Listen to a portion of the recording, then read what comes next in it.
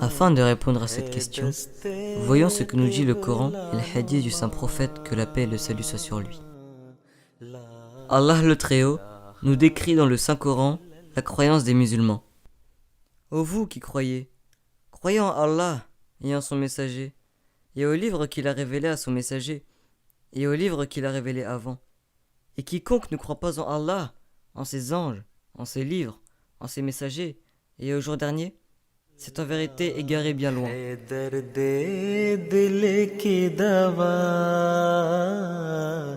Le saint prophète est le plus à même à définir qui est musulman et qui jouit de sa protection et de celle d'Allah.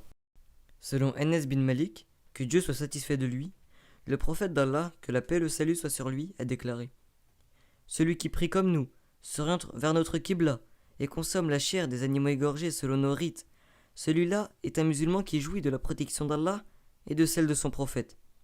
Ne trahissez donc pas Allah en trahissant ceux qui sont sous sa protection. A-t-on le droit de qualifier une personne de non-musulmane?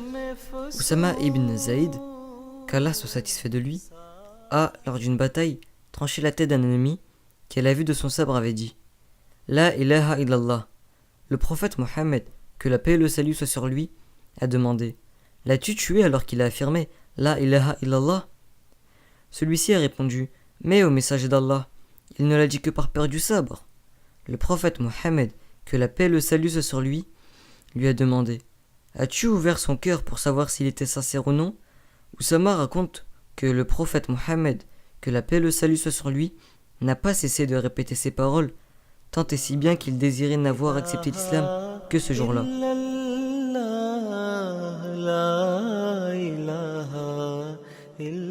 Selon le saint prophète, accuser une personne de mécréante est équivalent à s'accuser soi-même. Abu Dahar, qu'Allah soit satisfait de lui, rapporte qu'il a entendu le prophète Mohammed, que la paix et le salut soient sur lui, dire: celui qui traite un autre de mécréant ou d'ennemi de Dieu alors qu'il ne l'est pas, c'est contre lui que retourne son accusation. D'ailleurs, le Coran interdit de juger la croyance d'autrui. Quand vous vous mettez en campagne dans la cause d'Allah, renseignez-vous bien, et ne dites pas à celui qui vous présentera la salutation de paix: tu n'es pas un croyant.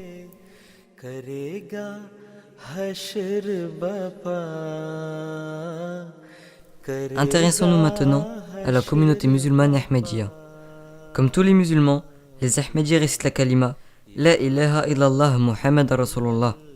Ils croient en Dieu et en ce qu'il a révélé au saint prophète Mohammed, que la paix et le salut soient sur lui.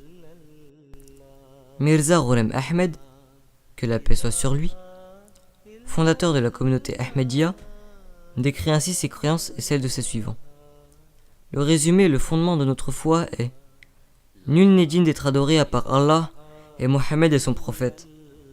La croyance que nous chérissons ici sur terre et qui, par la grâce de Dieu le Très-Haut, nous accompagnera jusqu'à notre départ de ce monde, et que notre maître et leader, le saint prophète Mohammed, que la paix et le salut soient sur lui, est le sceau et le meilleur des prophètes.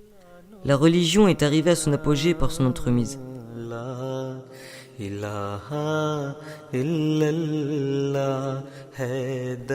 Les musulmans ahmadis respectent les 6 articles de la foi.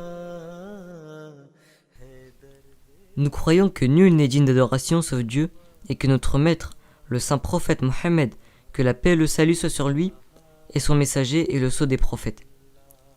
Nous croyons dans l'existence des anges, dans l'avènement de la résurrection et du jour de la rétribution, dans la réalité du paradis et de l'enfer.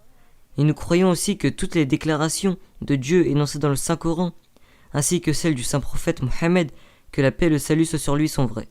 Nous croyons aussi qu'il est un renégat et un mécréant, celui qui ôtera un seul iota de cette charia, ou qui en ajoutera, ou qui répudiera les injonctions islamiques, ou qui interdira ce que l'islam a permis.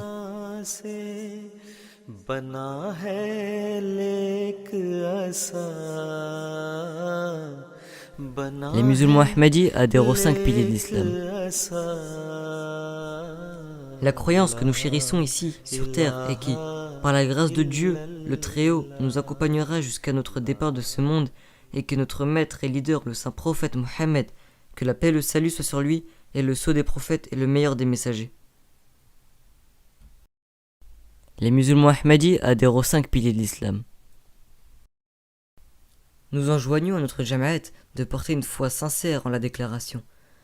Nul n'est digne d'être adoré à part Allah et Mohammed et son prophète, et de mourir en ayant cette croyance au cœur, et de croire aussi en tous les prophètes et tous les livres qui ont été authentifiés par le Saint-Coran, de respecter les préceptes concernant la prière, le jeûne, la zakat et le hajj, de respecter aussi toute autre obligation ou interdit défini comme tel par Dieu et son prophète, en somme, de suivre à l'être les injonctions de l'islam.